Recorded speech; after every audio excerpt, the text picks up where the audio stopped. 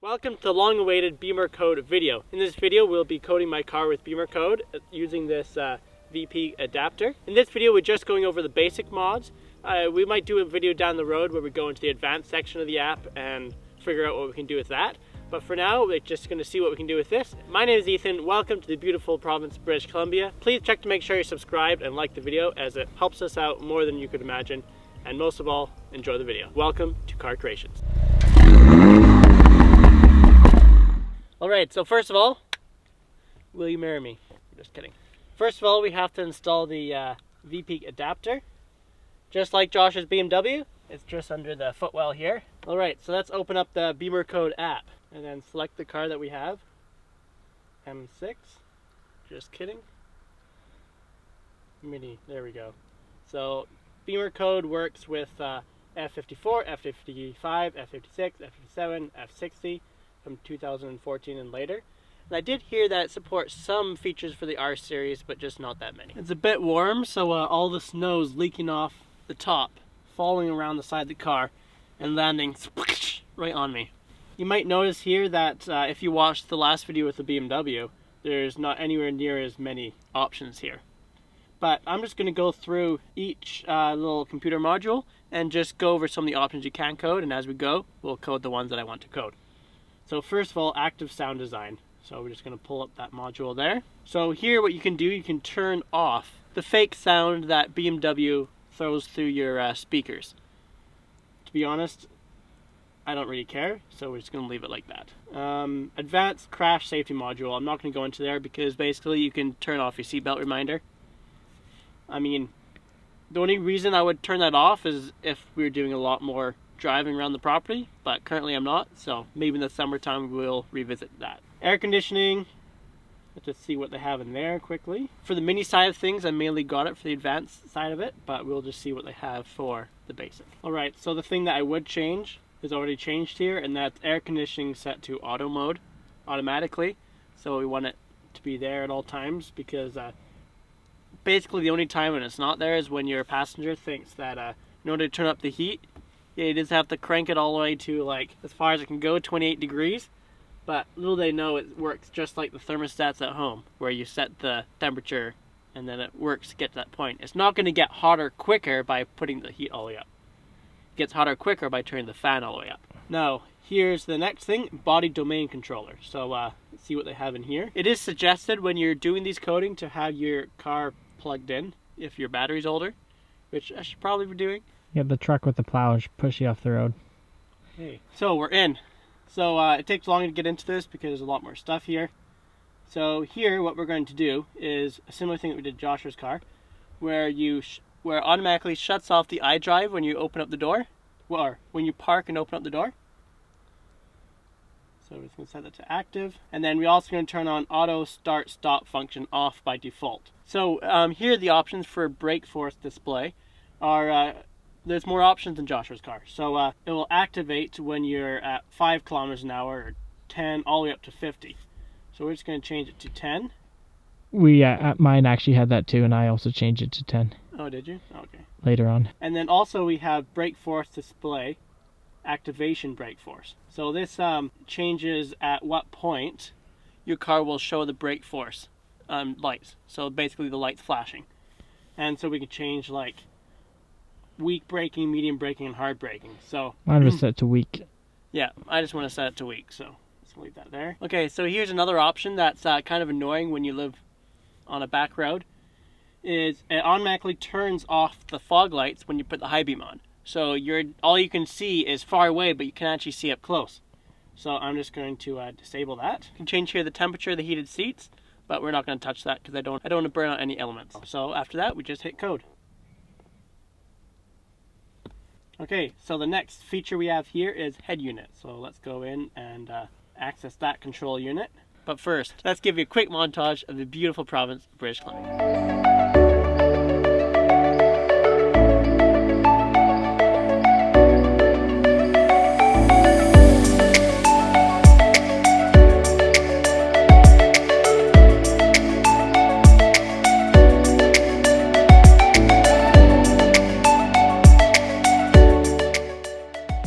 So in here you can change it the startup animations and stuff, which for minis, you don't really have, there's not really any other options, unless you want to change it to like BMW or Rolls-Royce.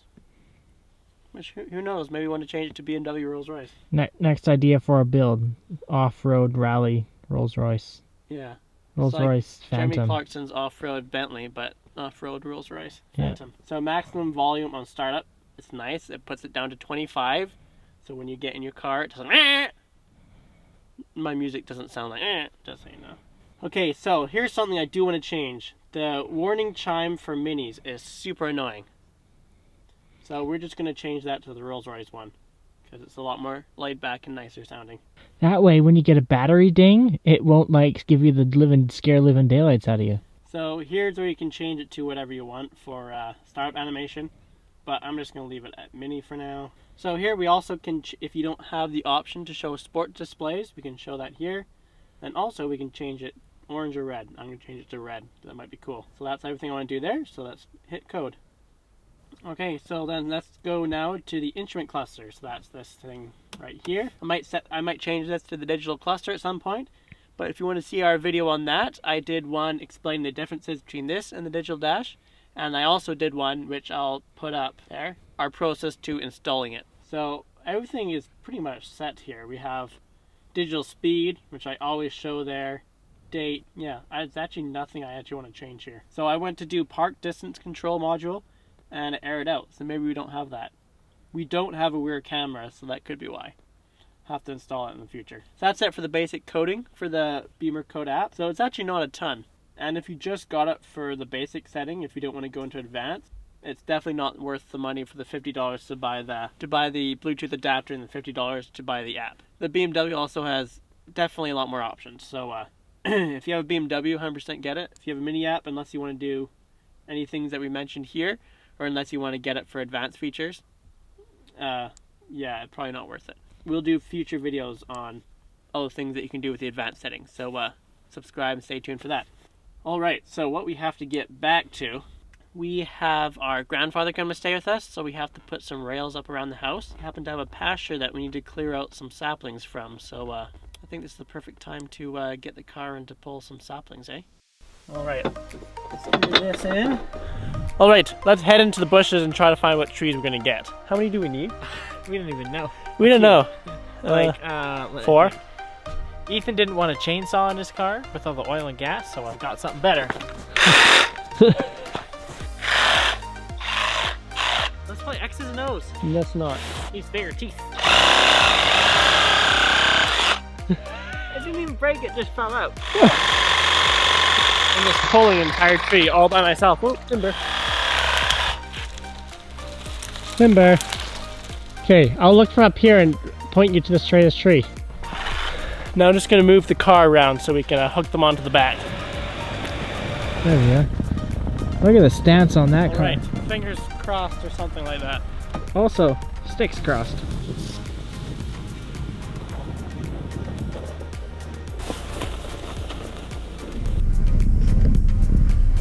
Just carefully watching back there in my mirrors to make sure that I don't look back and suddenly I see 2 logs going into the distance behind me. Angie! Don't stop!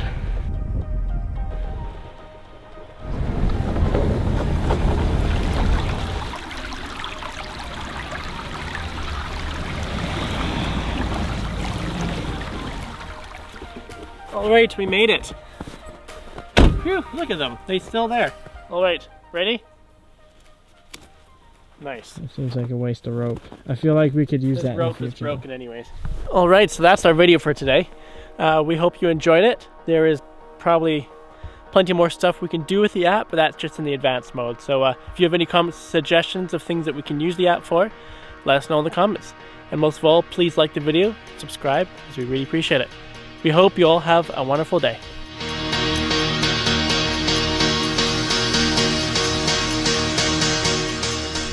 Alright, let's head into the bushes and try to find what trees we're going to get. How many do we need? We don't even know. We don't know. Like, 4? 4 good sized ones. 40 good ones. 40 trees. We're gonna Why cut- don't we just log the whole forest while we're at it? So what we're going to do first is We're gonna be logging this mountain here. and pulling out everything with our car. literally every single tree. Yeah, That's horrible. that's sad. That's really, really sad. Yeah, I'm that terrible disappointment.